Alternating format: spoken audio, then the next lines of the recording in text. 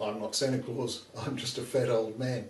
But I reckon I know a lot about Santa Claus, or Father Christmas as we used to call him when I was a kid.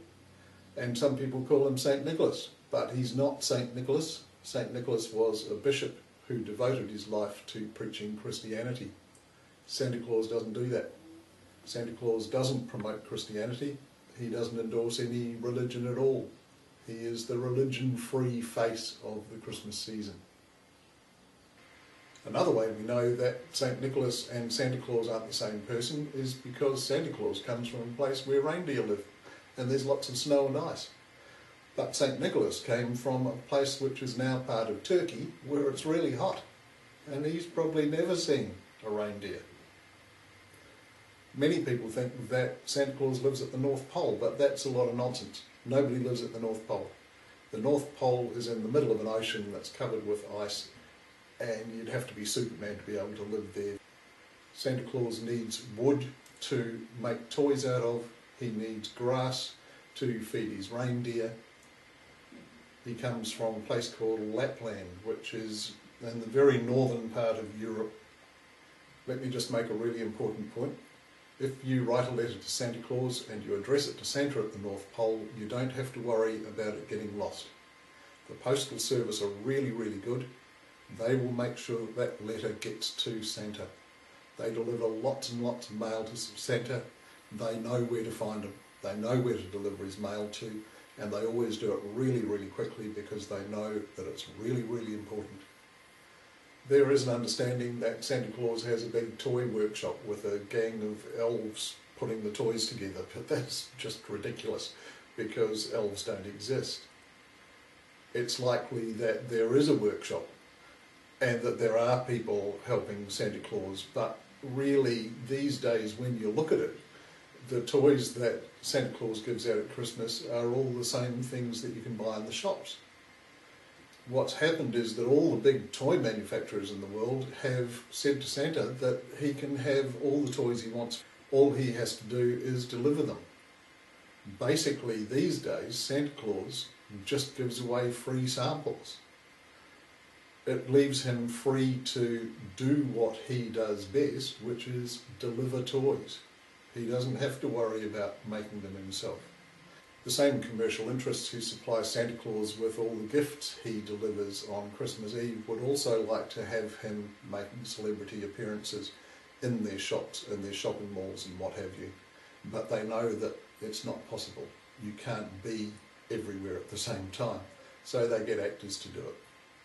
When you see Santa Claus on a movie or on television, that's an actor playing a role. When you see Santa out on the street or in a department store, that's an actor as well. But they play the part very, very seriously. They are as real as you can get. Santa Claus appears to do a lot of things that defy common sense, like, for example, he flies through the sky driving a team of reindeer when we know that reindeer can't fly. But actually, flying isn't all that difficult. Flying is really just the same as falling without hitting the ground. Santa Claus has taught his reindeer how to run through the air the same as they would run through the snow and to avoid hitting the ground. So how does Santa Claus get into your house? He doesn't come down your chimney. Most houses don't have chimneys, and he's way too big anyway, he'd never fit, and it would take way too long. Imagine that I'm Santa Claus up on your roof.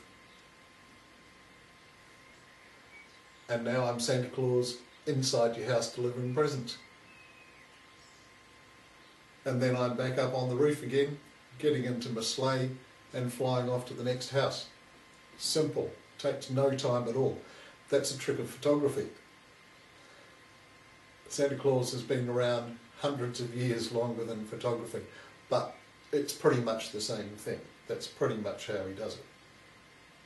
So how is it that Santa Claus can be around for hundreds and hundreds of years and not get any older? It's actually quite easy to explain. He sleeps for just about all the year.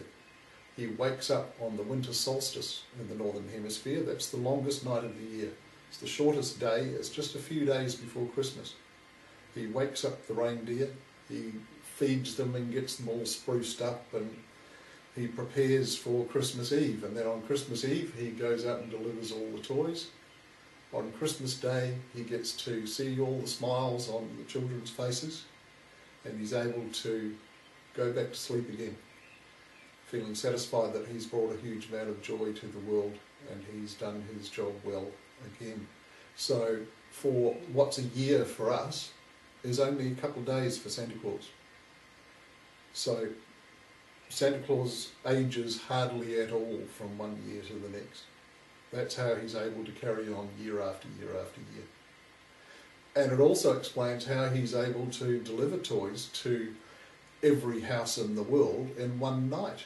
Because for Santa Claus, one night is like a whole year. If you're going really, really quickly, you can visit every house in the world in a year. In Santa Claus time, it's all just over in one night. Then he goes back to sleep again. Simple. Some people say that Santa Claus doesn't exist. Every kid in the world knows that he does. The thing is, Santa Claus delivers Christmas presents to children. When you stop being a child, he doesn't have to give you presents anymore. There are too many self-focused people who think that because they're not getting presents from Santa anymore, then he's not real. The reality is they've just forgotten the joy that Santa brought them when they were kids. It's selfish, it's shallow, it's mean-spirited. I say, don't ever stop believing in Santa.